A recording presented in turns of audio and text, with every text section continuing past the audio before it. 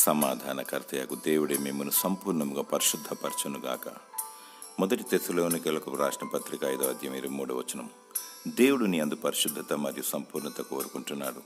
ఏడాది దూడలను కాదు, వేవేల పొట్టేలను కాదు, ప్రభు అయిన యేసుక్రీస్తు నీ హృదయాన్ని మరియు అంతరాత్మలో సత్యమును కోరుకుంటున్నాడు. పరిశుద్ధత లేకుండా, హృదయ శుద్ధి లేకుండా దేవుని చూడలేము. మన దేవుడు పరిశుద్ధుడు, మనమును పరిశుద్ధముగా ఉండాలి. లోక స్నేహానికి, చీకటి సహవాసమునకు మరియు అల్లరితో కూడిన ఆటపాటలకు దూరంగా ఉండాలి.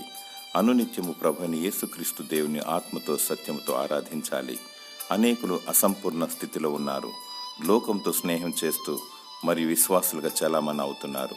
ఎటుకాని స్థితిలో ఉంటున్నారు. దేవుడు నీలో పరిశుద్ధము మరియు సంపూర్ణ స్థితి కోరుకుంటున్నాడు. తద్వారా నీకు తన సమాధానమును దయచేయను, నిత్య రాజ్యమును దయచేయను. దేవునికి మహిమకరంగా జీవించు.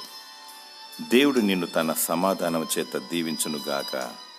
ఆమేన్.